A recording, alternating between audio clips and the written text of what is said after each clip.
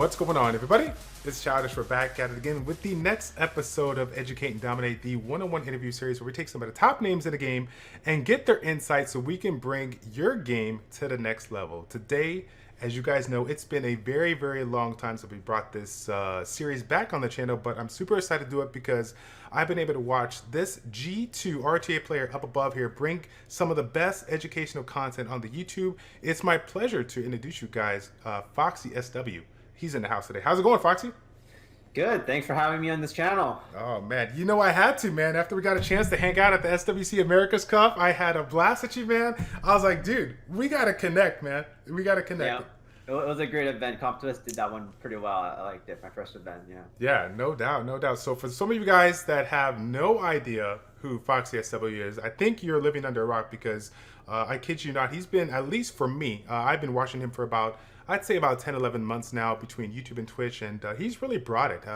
I've really enjoyed a lot of the arena offense and defense stuff that it comes in, but he's actually brought in quite a handful of videos from just PVE team building to PvP strategy. He's been the 1v3 siege defense king. He's been bringing it all to the mixer. So, I mean, Foxy, is there anything you do not do? Well, I don't do an arena anymore, but it was fun while it lasted. You know, things have changed. I just can't stay up that late anymore. But you know, arena is fun, and I'm going to start a new series of my cleave videos because I got a Vela Jewel. So cleaving and RTA is where it's going to be at. So those 2 stars that are red are going to be 3 soon. And as far as siege farming, I don't do G3 siege because I enjoy getting resources. Hey, I don't blame you, man. It's hard out here in 2019, man. You got to get what you can. You know what I'm saying? Yeah. So, free-to-play players got to do what they got to do to stay relevant, and and that's getting crystals and GP. That's it. That's it. Speaking of our lovely free-to-play players, I mean, this kind of goes for both free-to-play and pay-to-win. But for the free-to-play players out there that may have come late into the game here, today I wanted to bring you guys a special video. Now, I've thought about a lot of different things that we could talk about over the course of our series here. And one of the things that I personally struggle with regards to PvE and kind of getting a feel for these type of games is just progression in and of itself. This game is now 5 years growing strong, and so many things have changed over this course of this game, especially when it comes to PvE. So in today's video, we're going to be bringing on Foxy to get his insight on what he thinks is early game progression, mid game, late game progression here. Maybe talk about some of the different types of units that you can focus on, and possibly some of the common mistakes that players make in these different types of progression here. So Foxy, let's go ahead and start out with the early game now. Why don't you give a feel for people, like how long have you been playing and what are some of the changes that you've seen thus far? I think I've been playing about 4 years now. I don't remember, but it's been a little too long. I look at my profile. But the biggest thing that this game has changed is how easy the game makes, how easy they made it for newer players to get into the game. So when I first started, your Bernard wasn't given to you. You got to farm Tamor for hours just to farm a Bernard. Your Shannon wasn't given to you awakened. Verhal wasn't given to you. There's a lot of resources that CompTwist has given to you to do Giant Speed 10, which is the early game progression. So it's just now that the resources are there for early game players to go in and speed farm and clear and get to the late game faster. So that's the biggest difference compared to then and now. And yeah. Gotcha. And so now I was thinking that kind of gave me that nostalgic feeling there when I was going into GB10. Like for the viewers that are watching right now, they're watching me sitting here, speed farming GB10. But some of those people don't even realize that we were busting out the water imps. We were taking it water imps step by step. I don't know if you were around about that time. I think that ended in December of 2014. Yeah. Okay. I'm crusty, man. I'm so old you don't even know. Like I'm the original Rum Shaker, right? The OG that I've been playing. I wasn't that old there. Yeah. You're still new. It's all good. But I remember the days where we manualed everything. There was no auto. We just sat there and we gambled. And sometimes, if it wasn't the water imps, we were using Orochis. I mean, we did everything we can to utilize dots for the PvE progression. Now, let's get back into 2019 and some of the things that we're doing here. You are literally you live and die in GB10 here. So Yeah. With regards to early game progression now, obviously things are a little bit different now. They got the new achievements. They got the 2 weeks of double Yeah. XP. You're saying focus on GB10, and when it comes to early game progression, how much time would you recommend somebody to spend in this area? Let me just backtrack a little bit. Maybe things have a little changed, but with all the resources Compass has given you, most people really want to jump into dragons, but giants is the play, and you can really do giants B10 by farming the white Ragon. I think Mount Ragon, Mm-hmm. where you get the Swift runes, right? Right, If you're able to right. get 4-star, 5-star Swift runes, you can jump into GB10 with those runes. So if you can farm those runes and jump into Giant Speed 10, not skip in between, then you're playing optimally and you're farming the best runes at the best price of your energy, right? Because 8 energy is a lot for a newer player, and you don't want to be farming B9, B8, B6 just because you can get some nice runes. It's better to farm that dungeon, get those 5-star runes, and then go into giants. Okay. And in terms of spending, how much time to spend there, I'm gonna say you can never leave, because if you think about it, giants gives you the best damage sets to progress in the game, and really to progress and do speed teams, you have to output damage and like be more consistent. So that's higher crit rate, more crit damage, more Mm-hmm. HP, right? Right. And if you have blade runes, you have fatal runes, you have swift runes, and you also have despair runes for your support units. Not necessarily damage, but still, there's only one set that you don't need, and that's energy, right? So Mm-hmm. that's 4 sets that you can farm and use as broken sets to get your monsters to do more damage. And if you're able to get nice damage dealer sets, it will help you progress in the game by speed clearing dragons, giants, even your rift teams to get reaps. A lot of people fail because they just don't have the damage output, and that damage output doesn't come from bond runes. It Mm-hmm. comes from having nice giant runes. You can't expect to farm dragons for 1 rune set, which is violent, and progress as fast as farming 4 sets in giants. Yeah, definitely. And one of the things that I always forgot when I was younger is that same thing with you talking about Mount Ragon, getting those Swift sets there.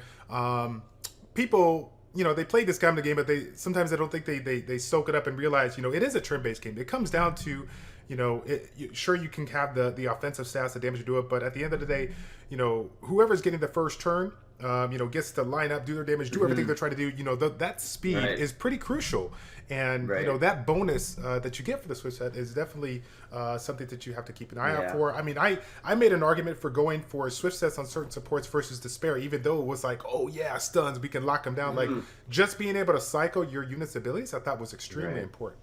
It's controlling the pace of the game is really important. And if I were to give you like a quantifiable number, like if you're farming giants, I think if you're able to get a 300 Swift set on your Bernard, then I think it's time for you to move.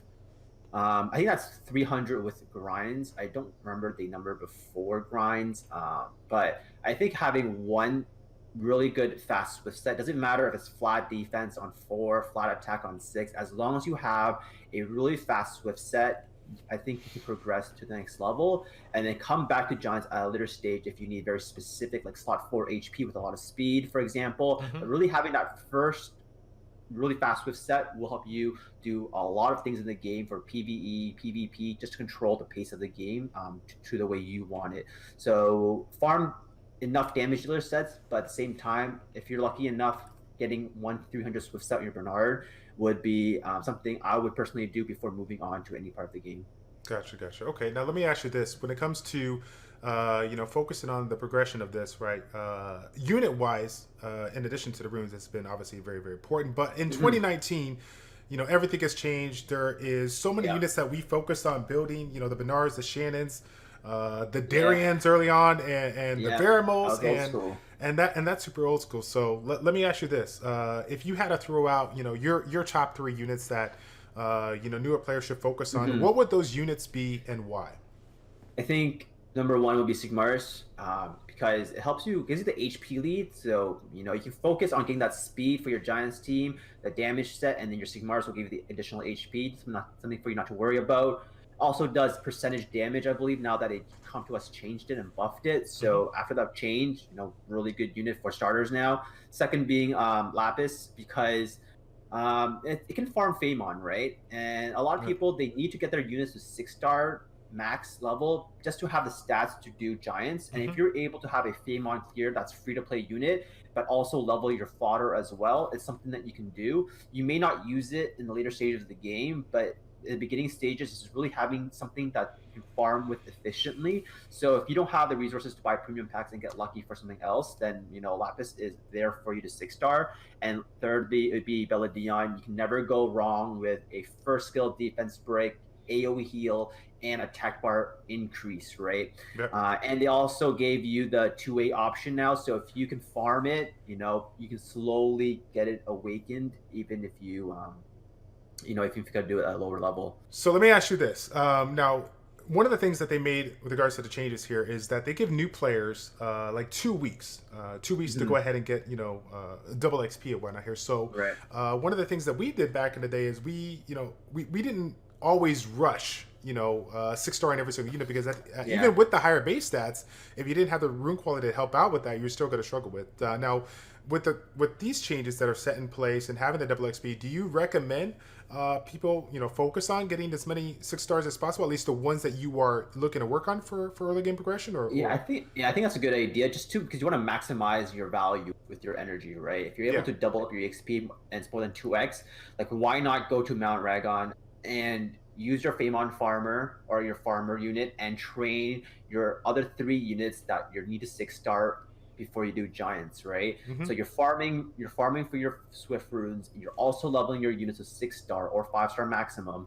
So you're killing 2 birds with 1 stone, right? So that's how you maximize your energy value. You're not doing Famon and then going back to Mount Ragon, right? You want to do 2 things at one time just to maximize your energy. As a free-to-play player, you really, really value what you use with your energy, and that's why you want consistent runs and not speed runs too. Gotcha. Now let me ask you this here. We've talked about 2 of the farmable or feasible units that you want to focus on, and without question, if we're talking about like 2019, right, the one thing that everybody's talking about that's super crazy right now is Fran. However, Fran is not something that we can get right away. We got to spend a little time doing events, getting those agent coins and whatnot. So in this day and age, out of the fusible units that are available, or maybe farmable units here, what would be your number one support for people to focus on to kind of coincide with that Sigmaris and Lapis there?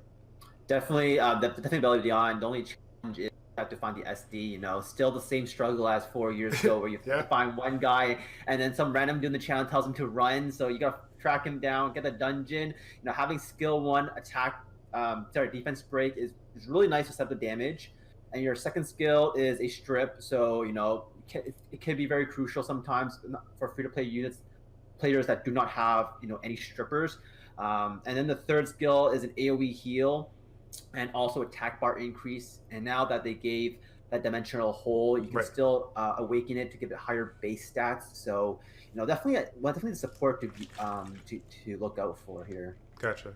And with regards to people that do stop by on your streams and whatnot, I've watched your stream quite a bit, and you get a lot of questions. So you do a lot of account reviews and whatnot, and some of these players are mid to late game. Some of them are even beginners. So out of all the people that you've helped out, what would you say is like that number 1 or number 2 maybe common mistake that you see all people make that you want to make sure they learn about today? Like not me like PvP specifically, but like account based, like for beginners and early game players. I'm gonna say people try to run before they can walk, right? And what I mean here is they are doing, for example, Dragons B7 instead of Giants B10. You should never ever do a dungeon that's not B10, because it's just not value for your energy. I don't care what you say, you because violent runes are the best. No, they're not. Having your Giants B10 versus B7 Dragons, there's no questions asked. Learn to walk before you run, and that's farming your Giants, getting your 4 sets, your 2 sets in, having the damage before you transition into a Dragons team. If you want to compare 6-star Giant runes to your 4-star, 5-star Violent runes, I think at the end of the day, we know who wins in that battle. Gotcha. Very nice. And with regards to, we focus mainly on PVE. I know maybe this is not a time that most people would focus on PvP, but Right. outside of, setting a farming defense and not really investing too much into strictly PvP monsters, focusing on the PvE, is there any other tips out there that you could throw on the PvP side that you would recommend to new players? Right. I think that a lot of new players, they try to get into arena too quickly, and you spread your runes too short between your farmers and your arena units. Right. So what I Right. suggest is for when you're in the early game stage, just do farming one defense. Don't worry about it too much. Right. And then when you get into the mid game, where you really want to try arena and you get some key units like a Lucian, for example, or an AoE damage unit. My biggest tips for people who are trying to do arena is be consistent and learn what you can hit. A lot of people in my stream say, hey, I want to get G1, but I'm struggling with it. Well, you're trying something new and you're expecting to get G1 off the bat. You don't even know what defenses you can hit. So I would not expect you to do well unless your rune quality is way over than G1, then you'll excel, right? So really understanding what you can hit by being consistent and rushing. I know it's late, but if you can do it and you really care, then you would do that. Number two is speed tuning. If you don't know what speed tuning is, I have a lot of them on my channel. But basically, if your Bernard goes and then their Bernard goes because you're not speed tuned, your damage dealers are going to get cut off and you have no damage. Yeah. And that's the basics of it, basically. And then, yeah, that's really it. That's one of my biggest tips for like PvP. It's just really, you can't split your runes really and expect to do well. So you have to really focus on one content to actually excel in it. Gotcha. Cool. All right. Well, let's go ahead and move on to mid game because I know that the beginner aspect of this is a lot of things to kind of nail out there and give people insight on. But mid game for you, why don't you let's go ahead and define it because this is it's hard to do. And again, spoiler alert and disclaimer for anybody watching, everyone's gonna be like, "This is not mid game. That's not." This is just his opinion of his mid game. So tell us what you think mid game is, and how to Right. combat I it. think like mid game is I think by the time like this is how I would play the game, right? So by the time I moved into dragons, I would have had a lot of damage dealing runes here, right? So if I were to redo everything, this is how I would do it. I would be able to either speed run dragons in about like 50 seconds or do it in about a minute 30 with 2 cleansers. And then that's what I consider dragons like mid game. When you really enter dragons and try to get some new bot runes to replace your swift sets, because there is a point in the game and mathematically you can find that out somewhere where your bot runes are better in terms of quality if you have the quality over your swift runes, right?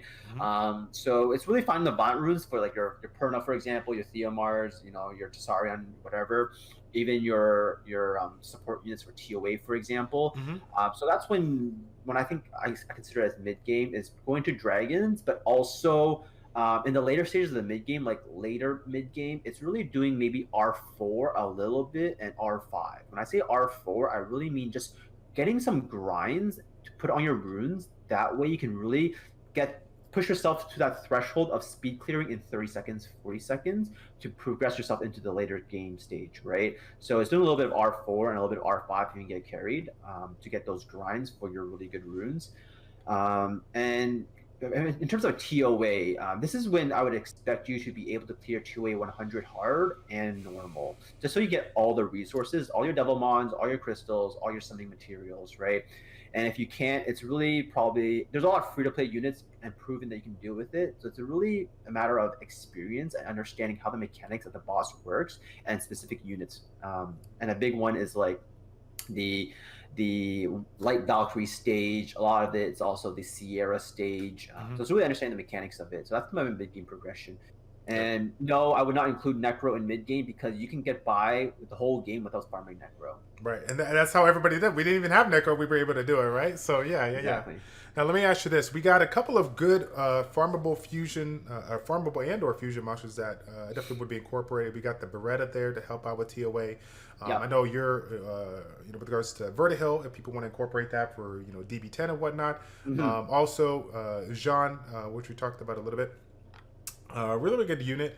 And one that I still use to this day. Some people, some people that are super late game like me, but like, oh yeah, John's kind of fell out the middle. But when we're talking about this topic, I mean, John is still a unit that can work really, really good. So outside of those, 3 units that people can incorporate as far as considering to fuse. Is there any other units, farmable or fusible, that you could think of that you would recommend to the community?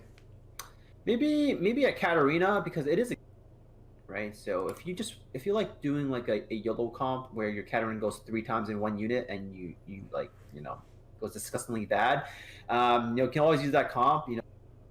Chloe Katarina comp, great fusion monster there, and you can also still use it in your late game stage when you do KB5, your 30-second R5 runs. So it's not a dead unit. So definitely transitionable. Right. So, and I guess if you think about it too, like if you start to get into a guild and you're looking to do guild wars and maybe you're starting maybe messing around with siege, that might be a little too early. But taking a look at some of those farmable and fusible compositions, those budget guild war comps that we like to do videos on. I think Katarina definitely falls into that. Is it like the first choice to go for versus like the other units for PVE? Maybe not, but No. if you have the resources and you're like, okay, I've already built these, which one's going to look at? I want to bring in some, units that are a little bit more versatile for PvP. Then yeah, I think Katarina is a great choice. Good. So let's get into the one question that I love to ask. Is I always make the mistakes right now.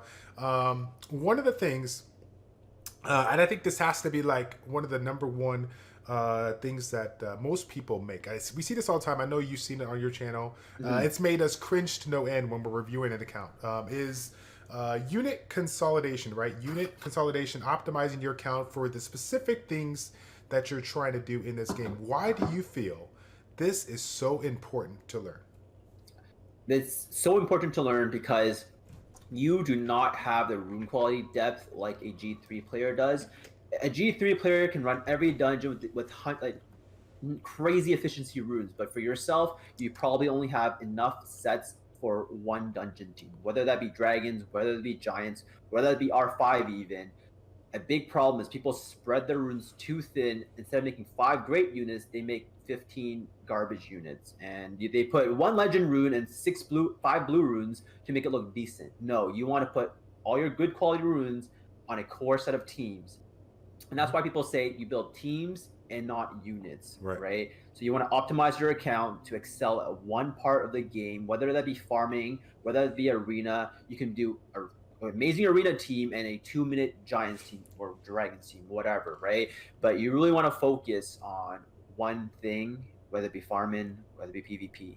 So that is my thing I noticed the most here. Gotcha. I'll tell you what, we gotta give a shout out to Mystery Hunt, who's also been a former Educate Dominant guest. I know that Foxy can't see it right now, but I kid you not, Mystery Hunt has sent like 14 invites here. He really wants to do KB5 tonight. He's just like, Childish, why is he avoiding me? What's going on here? So, oh my god, that's hilarious. Okay, You so gotta make your own team, Childish. I know, right? I just gotta take the advice from your videos and make that like twins 40-second KB5 team, and I'll figure out a way to just kind of farm my own. Okay, so outside of mid-game progression and some of the things that players make here, is there any other thing that you can think of that is just like, oh my god, I really messed this up when I was a mid-game player? Like, what could I remind people to do? I would just say trying to do too many things at once, right? Yeah. I like some people enjoy farming all 3 dungeons, but some people have the resources to do so, right? If you're free to play, I focus too much. Like I focused doing one day of like giants, another day of dragons, or like 3 hours of each, whatever, right? I think if I could go back, I would farm each dungeon for like 1 month, for example, 2 months, or whatever your goal is before moving on and building that depth. Also, when reaps first came out, I was reapping purple runes because I was so desperate because I had no slot 6 HP legend runes for violent HP percent. Cringe. So I took a purple rune and I still have it to this day to remind myself of don't do that. I see that a lot of people like get desperate and they do purple runes, and if you do blue runes, oh my. Yeah, don't don't do it. just be patient. It's not a race, it's a marathon here. So you'll farm those runes eventually. Even though I say that, I still rush everything because it's just how I am. Right. Hey, we got to do it. Yeah, I was gonna say I don't think I ever did a purple rune or blue rune, but I did 6-star some or sorry, I did plus 15 some really crappy white 6-star runes. Um, and boy, they feel like I felt like I was a winner because I had 6-star runes. They were the crappiest rune you ever seen. Um, but I had to make it work. Like I was just like six Yeah, to 6-star, bro. you gotta do what you gotta do when Trying you're to get, early game, right? yeah, yeah, Those 6-star white runes are the best you're gonna get, so you just do it. right, Every stat matters, and mana is only a resource in this game, so keep right. that in mind. Don't hoard your mana. It's there Gotcha. for you to progress. Gotcha. Maybe one small thing we could talk on before going into late game is the rune quality. I think that at this time people got a pretty decent understanding of runes, but sometimes they lose sight of what what they should focus on. Should they roll it? Should they not? What, like when you're looking at a rune, what are some of the things that you really consider if you want to keep it or not, or even invest into it? It's just like if you have like a legend, like for me, like for 2 flat stats may be acceptable to you, and then you gem out or grind out like one of them, right? And then you have one useless stat. But I think like biggest thing is to look out for if you have like blue runes with speed on it, and it's like 5 speed, you can roll 6 plus 6, and that gives you a 17 speed rune plus a 4. That's a 21. Having like something like that is gonna give you multiple swift sets to work with and slowly improve. So always roll your runes.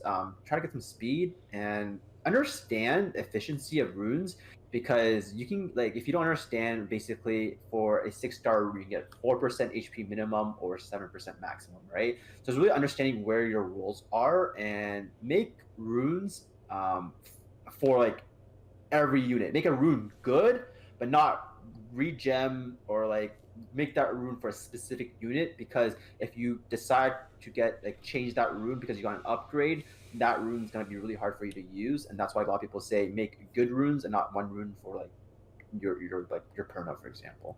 Right. I was gonna say too. One of the things that I always preached on back in the day, when I actually made educational content, is talking about the concept of stats over sets, and I think this kind of falls in line with regards to early game progression. I remember back in the day we used to have these videos. People be like, "Oh yeah, how do you build this one? Oh, Fatal Blade, Swift Focus, whatnot," and they don't realize that there's some Yeah, random runes that you may get here that might not fit the typical Swift Focus or Fatal Blade, whatever like that, yeah, but may have the crazy stats. Now, it's funny because I see all your guys' like end game accounts here, and you guys got all the Violent Will runes with a plus, right. 25, 27, 30 speed or whatever. Me, I don't have those sexy Violent runes here, but I do have a lot of Destroy, Nemesis, Yeah, Revenge runes that have yeah. absurd amount of stats, absurd amount of efficiency. So, just because it's a random rune, don't really put it away here. For some of the best Lucians that we've seen out there, right? Some of them have been, on broken sets, whatever like that, Mhm. and Lucian doesn't care if it's broken or if it's Rage Blade, as long as it spits out the damage that you're trying to do, right? That's all that Right. matters. That's all that Right. matters. Like, I used a lot of broken sets back in the day too, just because I farmed every dungeon, right? So I had no real set because I farmed everything, and it's fine. Like as long as you get the stats required, then you can speed clear a certain dungeon. But here comes the transition to the late game. You won't be having these broken sets, right? You'll have the Mhm. rune quality to make a 4 and a 2 set. So that's whether it be Swift Blade, Fatal Blade, Rage Blade, or like Violent Will, Violent Nemesis, whatever it may be. This is where the transition comes, because you have the depth now, and maybe after you spent that depth, your PVE units are using your leftover runes because they're broken, but they're still really good, and then you have more depth to spread up apart now. Gotcha. And let me ask you this. I always keep on getting random things that I'm excited to ask you about. And I think it could relate here because I'm looking to get your Yeah. opinion on it. Now, one of the things that you made a comment on early on was talking about, in mid game, you're going to be looking into working in your R4 and R5 teams, building those teams, starting to get a couple grinds to put on your runes. Now, for some of the people Right. out there, they're starting to collect, some really good, 5-star, 6-star legendary runes here that, definitely make an argument for doing it here. But, obviously we still have a fair amount of runes that we know that we're potentially going to replace. So do you Right. still recommend people to like put a little bit of grinds in here just to, get a little bit more value? Or do you say, hey, just save it for your best runes and then, move on until you get some better runes, down the road? What do you I think? think like if you're farming R4, you're only getting blue gems and grinds, Right. right? So if you're tossing the blue ones in, like these blue endure ones, blue destroy ones, like who cares? But for your Right? violent ones, your swift ones, maybe even, Hmm. especially your violent ones. Those ones you want to be very stingy about, right? But for the really bad 2 sets, just throw them away, man. You're just hoarding at that point, and you're hindering Yeah. your progression. And you're gonna replace them anyways because you won't be using indoor runes in the game. You won't be using like these destroyer runes in late game for your damage dealers, right? Gotcha. So definitely, I would toss in bad ones. Really good 4 sets. I definitely would be a little bit more conservative with that. Gotcha. Cool. Thanks for those tips here. Now let's move on to the late game progression. Now we've done our DB10 farming. We're finishing up maybe the end of TOA hard, looking at Necro. Mm-hmm. We're playing around in these high level PvP guilds and doing RTA. Like, Yeah. kind of give me your definition overall. What do you think? Late game, I think like by late game, you're doing speed runs. You're clearing giants in 30 seconds. You're clearing dragons in 40 seconds. You're clearing necro in like 40 seconds too. You're doing R5 in less than a minute. This is where you have room depth to make a lot of teams for Guild War, for Arena, and your box should be pretty developed now. You shouldn't like, you'll be missing some key units and everything, right? But at the end of the day, your box is pretty developed, and you can make compositions and not just units anymore.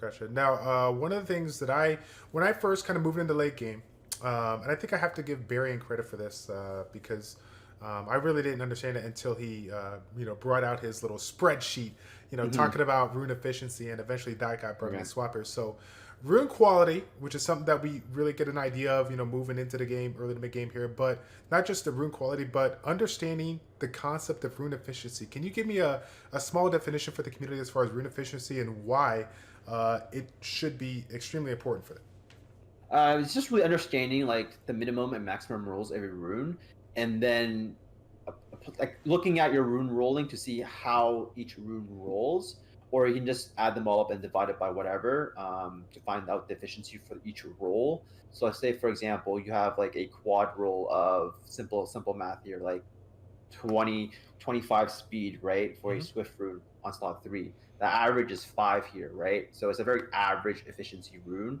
But if you had like a 30 speed here, that'd be a pretty crazy efficiency here, right? And then if you also had a dead stat, let's say you have a resistance stat, and you gem that out for a percentage stat, HP, attack, defense, it increases your overall rune quality of the percentage of it just because of the gem and grind.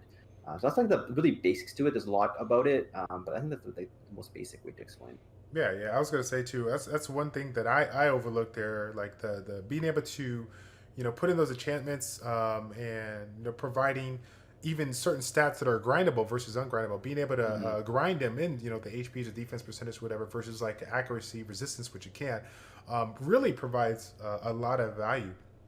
And in addition to that, understanding that even though you're looking for, you're looking at specific units, maybe a specific type of rune to have, this amount of stats, you might find a rune that maybe don't fit the bill, but is so efficient, provides so many other stats that you were looking to get away. You can kind of use that as a safe point and not feel like so overwhelmed when looking at all these other slots. So like, for example, like speed, right? We know speed is king. We're doing everything we can to get a ton of speed possible here, but we might realize that for a unit for example, like Triana, maybe Triana, people are incorporating her to move, last in her team, and she has a super high base speed. You might be able to get away with a non-speed Triana set, just building her super fast, super tanky, whatever, and just take advantage of those, high efficient runes in addition to her high base speed to get, the amount of speed that you're looking for, stuff like that. Yeah.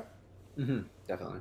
Yeah. All right. So the one thing, and we don't really need to get into this too much because again, everyone kind of understands this, but this is like this. The truth hurts sometimes, and I feel like a lot of people start to dip away, whether it's the lack of units. I see that. Oh, I didn't pull the nat 5 that it won, so I'm gonna quit. It's like whatever, like that. Yeah. And what blows my mind is that the just like you said, the room depth. Getting into it, the reality that endless rune farming is a thing, and you have to do it because when you get a chance to get a wide variety of runes, you can build units in ridiculous amounts of ways, things that'll catch people off guard. I still remember to this day the early stages of competitive arena in 2014. The people in arena it wasn't just meta units. It was the high quality runes combined with the random units that people really didn't understand. Again, going back to some of Foxy's points there, understanding what units do and the rune quality. It's crazy to think how far this game has come, and if you just keep up with it, taking the time to farm a little bit, day in and day out, like you will be able to make these random wacky comps that allow you to do some work. Right. It's crazy. It's crazy. So outside of that, is there any thing that you can think of on the YouTube side or even the Twitch side that you got a chance to, that when people come around, you've done the account reviews again, like we said before, Right. these are late game players. They're like, hey, I'm looking to get into G1 arena, or maybe I'm looking for help in Siege. What are some of the common questions that you get from late game players, and what are some of the ones that you want to share with the community? I think it's just really understand. Like most people come to my stream, right, and they'll ask me to build them a defense, and it really depends on the box, right? Right. And the one answer I can give that's going to be universal is you can only build a defense to counter one or two things, right? And the biggest arena compositions are Lucian comps or Tiana comps. And by Tiana comps, I mean 2 cleavers. And then the third comp, which I don't really consider a comp, that's why I left it out, is like the Sierra Bomber team. So you can't counter all 3. You can only really counter 1.5 or like 1, unless you have like Tian Lang, Ragdoll, everything, all the great units, right? So build your defense to counter one thing, and not to build a defense that is destroyed by all 3.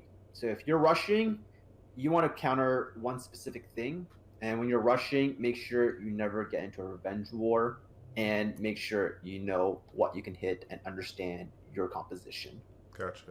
Cool. All right, sounds good. Outside of the progressions in and of itself, was there any other thing that you wanted to point out? Anything that you could think of? No, I think we're good. Yeah. Okay. So let's go ahead and finish off the video with, I would say, would be the highlight of your channel. Me personally, I love every kind of video that you make, but I always found a ton of value from the PvP, watching you play PvP, or just watching some of the things that you've done on your either whether it was arena offense or whatnot, or RTA. So regardless of what we're talking about, this doesn't really relate to like early, mid game, late game. It could be for Guild Wars, for Siege, for RTA. What in your opinion are some of the best like PvP tips that you've provided to the community, and they're just like, hey, I love this, like I gotta share this with everybody? I call this the God Squad because it's amazing. It's called the Tessarian Chsun Theomars. You can do so much work with Oblivion in Guild Wars, and there's so many of those units here. So that comp's actually pretty good, but some people don't find success with it. But honestly, I find a lot of success with that. And also like Copper Bulldozer. People really underestimate the power of Copper Bulldozer. A lot of things are Copper Bulldozerable, and like classic Kamun Chasum Theomars, right? Easy Copper Bulldozer food. You can finally use something for your defense percent runes on 2 and 6 slot.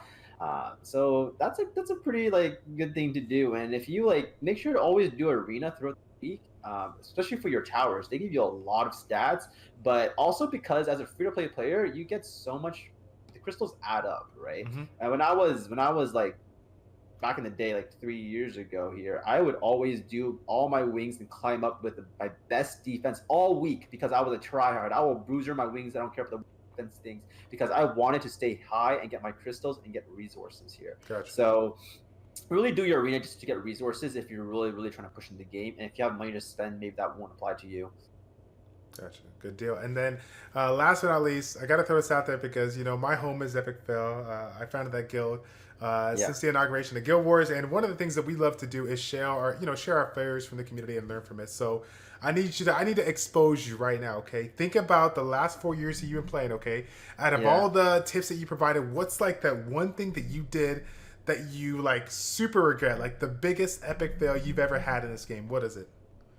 My epic fail is I did a lot of research, and so I didn't make too many early game mistakes, but I want to say those re-apps are definitely something I regret to this day. That's a lot of resources I wasted, man.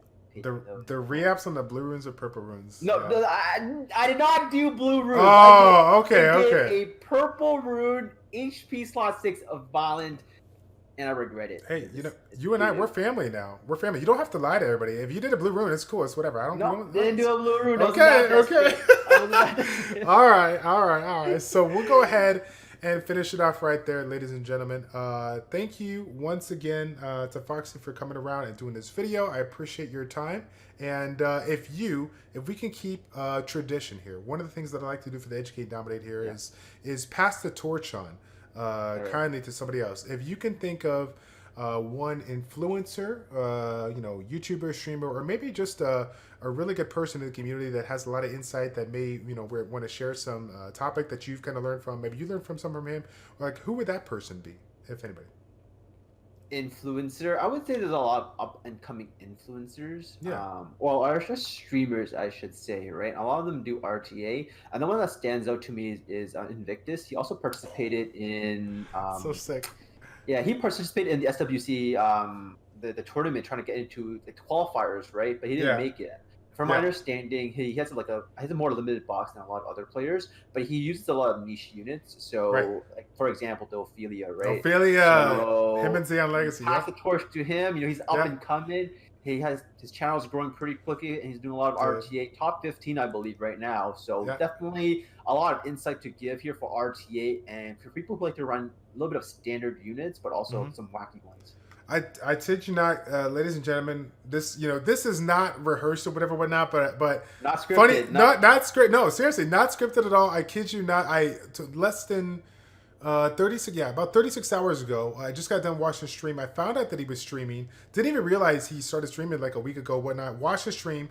I was gonna go to bed at like 9:30 because I was just like I didn't I gotta get some rest. I gotta work in the morning, super like whatever. I ended up not going to bed till like 11:15 because I just could not let myself go. I was learning so much from watching his gameplay and so much from I just enjoyed it. It was nice and refreshing to see some niche units get used. So I actually sent him a message on Twitch. I'm gonna have to expose him now. I sent you a message on Twitch saying, hey bro, I need to get your Discord because I would really like to have you on the channel. And funny enough, me and Foxy up above, we're in tune because he, to me, is a really good candidate for this series, and hopefully, if he will, accept it, it'd be good to have him for sure.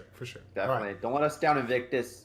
Don't let us down, baby. All right, guys. So once again, guys, if you guys do not know this person already, you definitely will do so now. I'm gonna leave a link in the description down below for Foxy's YouTube channel and Twitch channel. Okay, so that is going to be it, guys. Thank you all so much for tuning in. It's your boy Childish and Foxy with ChildishPlays checking out. Take care, and we will see you all in the next episode of Educate and Dominate. We're out. With Invictus!